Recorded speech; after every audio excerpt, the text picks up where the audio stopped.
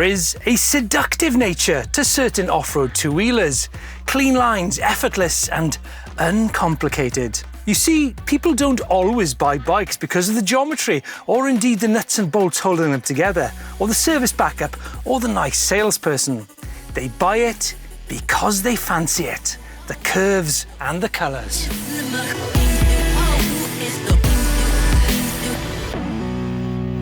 Now let's get something very clear. I don't fancy this bike. I fancy my wife, who it just so happens I met in the town of Santa Cruz.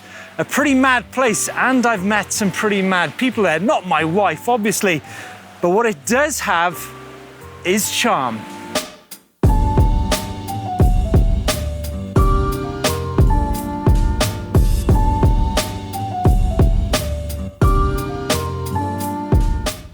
Which is something, let's face it, so many bikes do not have. I walk around shows every year and I'm thinking, why are you actually bothering? They look wrong, and as it turns out, many turn out to be wrong uns too. You'd be mad to buy one.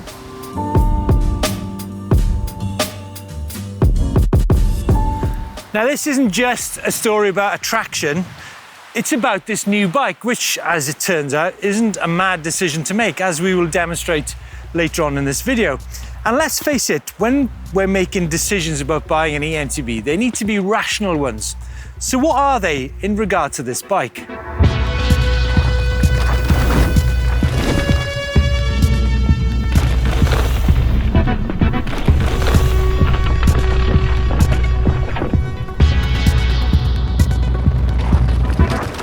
There's been lots of chat recently about when and how does trail become enduro. I don't think it should be always the case of choosing between one or the other. I think with an EMTB, we should be looking at nailing the sweet spot between uphill and downhill capability. I think Santa Cruz, with this bike, have done that through some very subtle ways. Vala.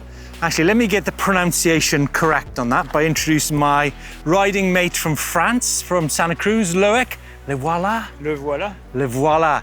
Now, this bike is actually called the Vala, which actually means... It's a goddess in Scandinavia. No, and there's me saying it wasn't about attraction. Right, folks, what's the thought process behind this bike then? Well, I think there's three basic things. Good motor power, right amount of suspension travel, and plenty of fuel in the tank.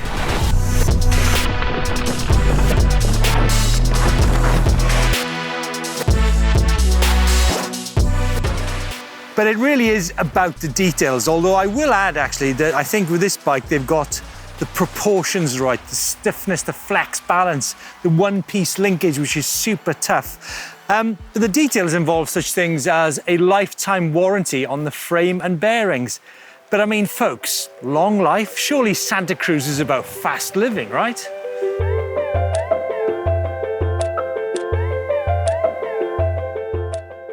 Handling, that's the one. I had so much fun on the Heckler SL last year. These guys know how to make bikes feel good.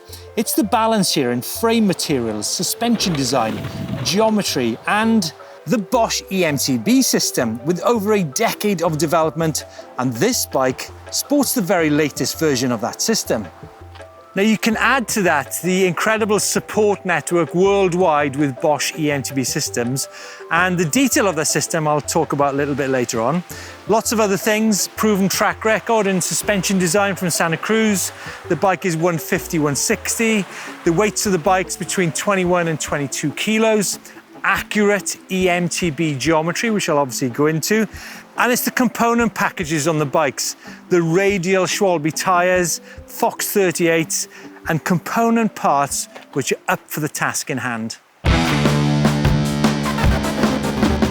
Right, let's go into the motor section. What's under the hood, so to speak? Now, this is the first Santa Cruz with the Bosch EMTB system. You could say that Vala wants to go to Valhalla. You guys are in for a right treat with this bike. Let's look at the details. The new CX from Bosch is quieter, lighter, and with power and torque numbers that have been fine-tuned for over a decade. This means the Vala is a bike with a mix of great technical climbing ability to match the bike's true downhill prowess and, of course, balance in the range at the same time. But you know what? More than anything, it's about the personality of that Bosch CX drive unit. It's smooth, it's consistent, it's got just the right amount of overrun, which I guess comes from Bosch having over a decade of R&D experience with this drive unit. So there's precision at play here in accelerometers, cadence sensors, torque measuring. This EMTB kind of knows how steep the slope is and the type of terrain you're involved with. There's wear and tear to consider also. This is key because Bosch say that this motor has low heat generation even under long, prolonged heavy climbs. Oh, I need blood tonight. What else? Well, Bosch have made the drive unit quieter than ever, especially uphill under load. And also, probably the big one, there's no rattles downhill. This motor is super quiet. What we're talking here is durability, and I think that is something also reflected in the frame.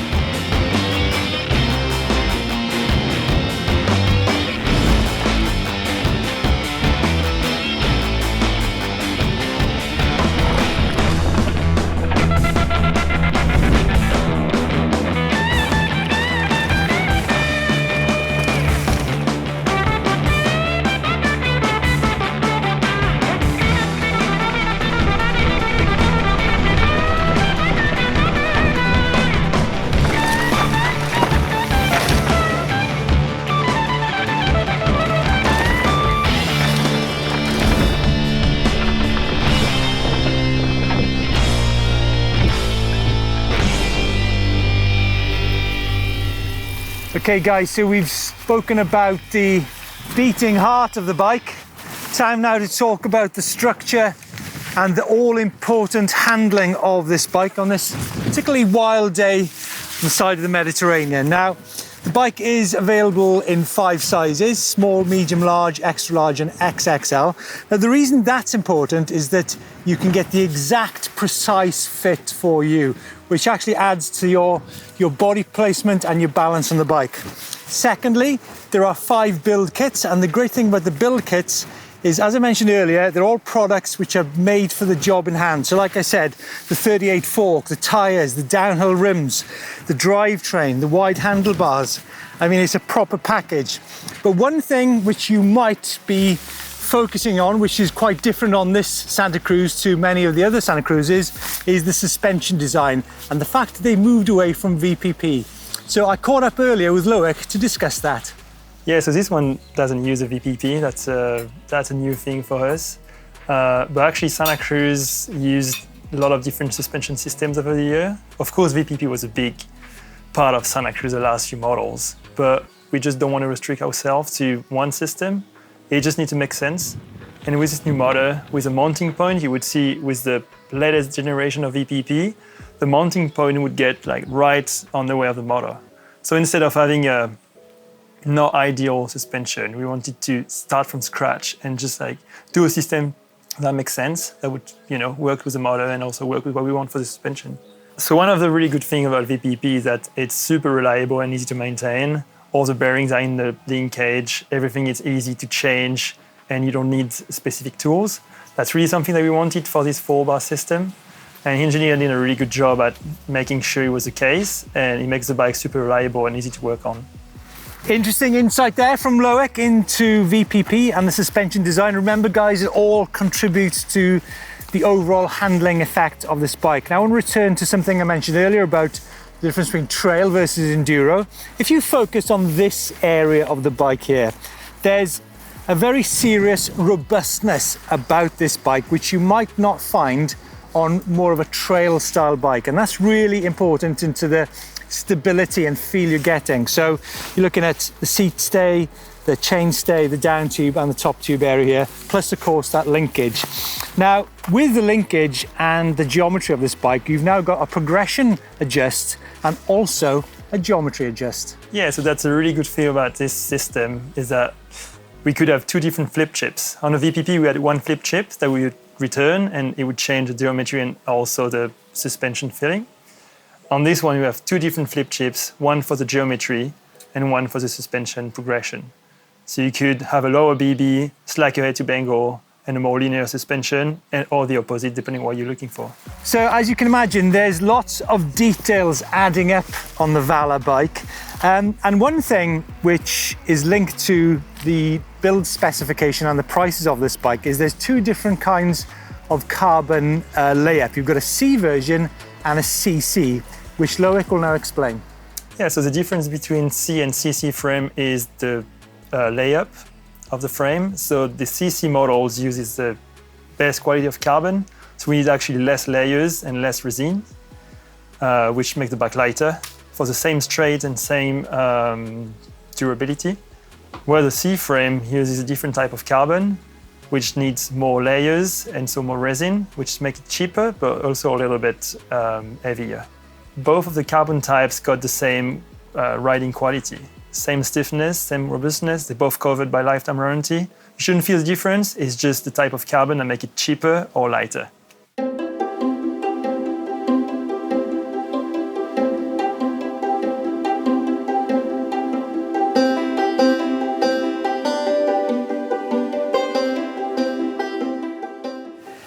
Do you know what? I've been pondering, sat here, this beautiful landscape, and I think there's a personal side to this bike which I would like to share with you. And I think the source of that is 25 years of having raced or ridden Santa Cruz bikes in many parts of the world. I remember riding the Mega Avalanche in Peru with Petey. That was quite an interesting event. I won't go into the details, but let's say he had to get out of the bus on the way to 16,000 feet to the start.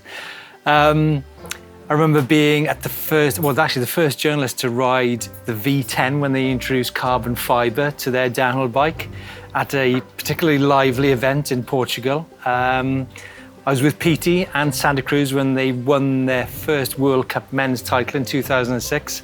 I mean, Petey lived so dangerously on that day. He had to get a top 20 and he came 18th.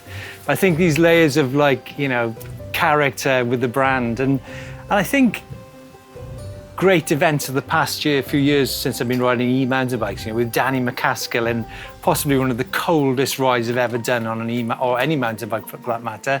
And then last year, riding the Heckler SL out in the Jura. What a fantastic experience that was. So to me, riding this bike is not just about the numbers or the motor or anything like that. It's knowing those layers of knowledge that have actually gone into creating this bike, the feel of the bike, the suspension, the geometry, the stiffness, flex to it. So it's like, yeah, it's for me, it's another layer of that history, which I think is actually super important. Right, enough of that. Let's turn our attention to the e-bike system, which of course involves the remote, the display, the battery and the Flow app. Now there's an insane amount of adjustability and features in the Flow app, which I'll talk about in a bit. But first of all, we've got a remote on the top left of the handlebar, which is connected wirelessly to the top tube display, where you can look at your battery levels and your mode and lots of other features. And then the battery. Now the battery features a 600 watt hour internal battery, so there's no gadgetry or fixing points which is going to affect the weight and the rattling, so it's a super compact system. But I think the discussion point here is the fact that it's 600 watt hours. Now I'm 96 kilos and with a 750 watt hour battery I can ride in turbo mode for 1600 meters and about 35 kilometers, but obviously I'm on the heavier side, so I think for most riders 600 watt hours plus, of course, the option of having a 250 watt hour range extender is a really nice spot. Obviously, there's going to be different philosophies between different companies surrounding the battery capacity of e-mountain bikes, but what it leads to is a bike which is neither too light nor too heavy. Now, yesterday we saw Adi riding this bike up some incredibly technical terrain, and it was really interesting to see the confidence that the suspension design and the weight and the componentry allowed AD to get up the technical climb. So it's not just about the battery or the motor, it's the whole package.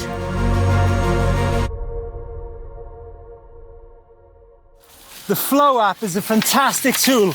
You simply don't get features like that on an EMTB. So you're looking at such things as route finding and navigation and post-ride analysis, which I find very, very useful to motivate me for the next ride.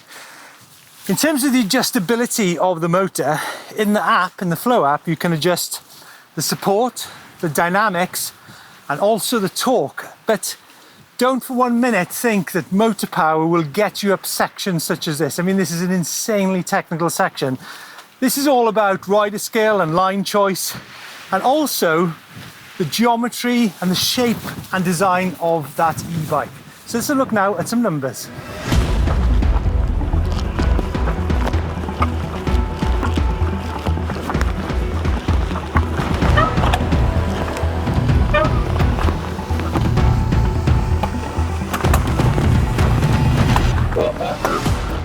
Whatever you do, don't tell the wife I rode up that section. Red card, she'd go mental. Right, what we're doing here, folks, is building a picture of a complete e-bike system that allows you to do technical climbing, technical descending, and ride really cool single track. Geometry numbers. Reach in size large, 477 millimeters. Remember, that's in the low setting. Chainstay length, 444. C-tube angle, 77. Head tube angle, 64. And the bottom bracket height of 340 mil. Now, what those numbers allow you to do is they enable you to do all those different types of riding. I think it's got it bang on. Vala has been an extremely satisfying experience, one that carefully strikes a balance between uphill and downhill performance. A bike that dishes out confidence, a bike that looks right, feels right, and, well, there's lots of detail I've still to acquire in this relationship. Guess I'll just have to do this courtship a little bit longer.